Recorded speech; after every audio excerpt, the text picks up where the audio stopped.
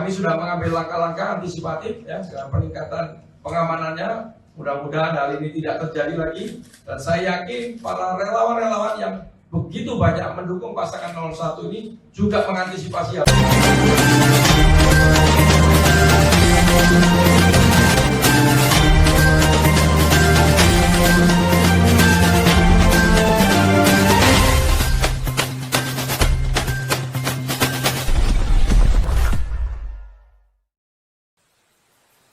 Jangan lupa subscribe.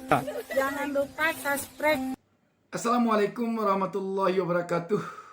Kita jumpa lagi dan saya Bustami Narda mendoakan kepada Allah Subhanahu wa taala semoga seluruh pemirsa selalu mendapatkan keberkahan hidup dari Allah Subhanahu wa taala. Tuhan Yang Maha Esa.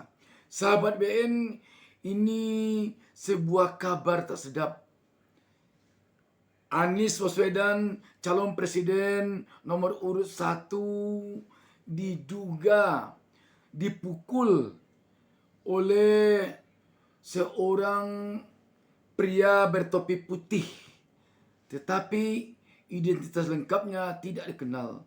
Ketika Anies Baswedan berada dalam kerumunan massa di Pontianak beberapa hari lalu. Kapten Timnas Amin Muhammad Syawgi mengatakan pihaknya sudah melakukan langkah-langkah antisipatif. Satu di antaranya adalah dengan meningkatkan keamanan.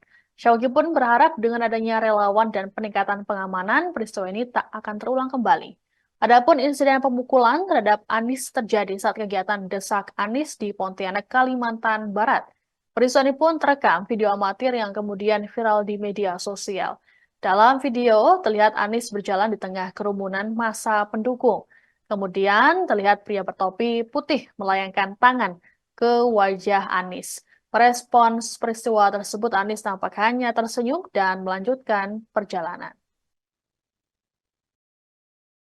Capres 01, kami sudah mengambil langkah-langkah antisipatif ya, peningkatan pengamanannya. Mudah-mudahan hal ini tidak terjadi lagi, dan saya yakin para relawan-relawan yang begitu banyak mendukung pasangan 01 ini juga mengantisipasi hal tersebut. Terima kasih. Ini terjadi tak lama sesudah Menteri Dalam Negeri yang juga mantan Kapolri Jenderal Polisi Tito Karnavian menyampaikan kepada publik semacam warning berkaitan dengan keamanan Capres.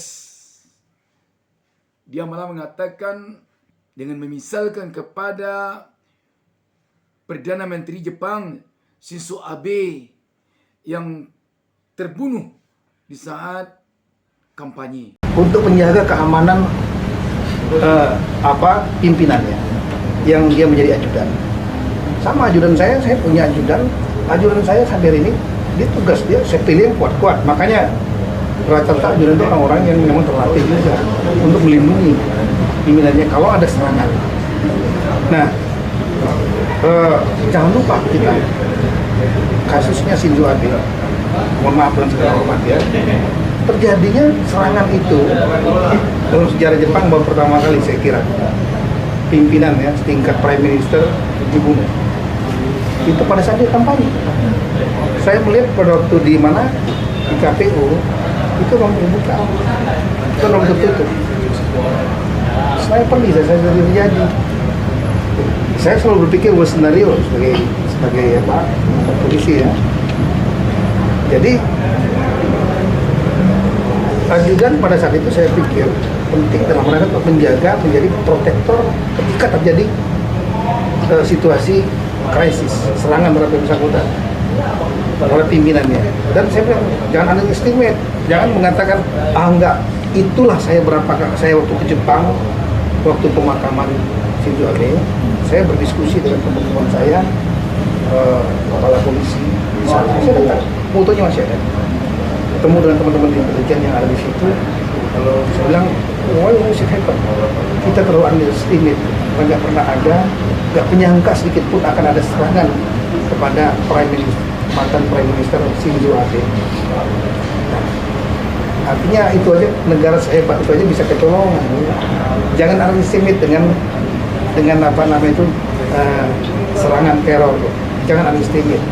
Apalagi di figur-figur capres ini kan calon pemimpin ya, ada apa namanya itu, ada lawan politik segala macam, ada orang yang nggak suka. Sahabat BN, kalau kita kaitkan dengan ini, apa yang terjadi pada Anies Baswedan kemarin itu, ini sangat mengkhawatirkan keselamatan capres-cawapres saat ini, terutama tentu saja Anies Baswedan. Sebab dalam komentar-komentar di media sosial beberapa hari lalu itu banyak pertanyaan, apakah warning Tito Karnavian ini ditujukan kepada Anies Baswedan. Waktu itu Anies belum lagi ada insiden seperti ini. Sahabat BN, tentu saja rakyat berharap ada jaminan dari negara, ada jaminan dari pihak keamanan terhadap seluruh capres, seluruh cawapres yang sekarang ini sedang sibuk berkampanye. Jika tidak ada jaminan, ini berarti berbahaya demokrasi di negara kita. Ini mengejutkan sekali sahabat BN ketika kita mendengar terjadinya insiden pada Anies Baswedan ini. Kita tahu bahwa makin hari suara rakyat kepada Anies Baswedan semakin tak terbendung. Walaupun telah begitu gesit opini publik melalui survei-survei yang mengatakan Anies tetap berada di belakang, namun tampaknya gelombang dukungan kepada Anies selalu saja bergemuruh. Baru saja Anies mendapat dukungan dari keluarga besar Himpunan Mahasiswa Islam. Selama ini kita belum mendengar HMI ini melakukan dukungan dalam bentuk yang terorganisir sebesar ini dalam skop keluarga besar HMI. Sahabat BN, kita juga melihat berduyun-duyun dukungan dari berbagai elemen masyarakat, baik perorangan dari tokoh-tokoh terkenal maupun secara organisasi kepada Anies sekarang ini. Seperti dukungan dari Ijtima Ulama yang demikian besar itu. Karena Ijtima Ulama kemarin itu dihadiri seluruh provinsi yang ada di Indonesia. Dan juga dukungan dari tokoh ulama yang sangat besar pengikutnya di negara ini sekarang, Ustadz Abdul Somad. Selanjutnya Habib Rizik Sihab, Ustadz Das Al-Latif. Ketiga tokoh ulama ini memiliki pengikut masing-masingnya puluhan juta orang. Sahabat BN, tentu saja dengan ini menjadi khawatir kita dengan apa yang diucapkan oleh Tito Karnavian baru lalu itu.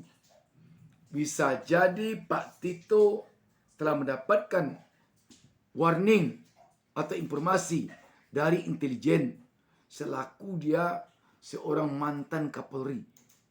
Bisa saja begitu. Apalagi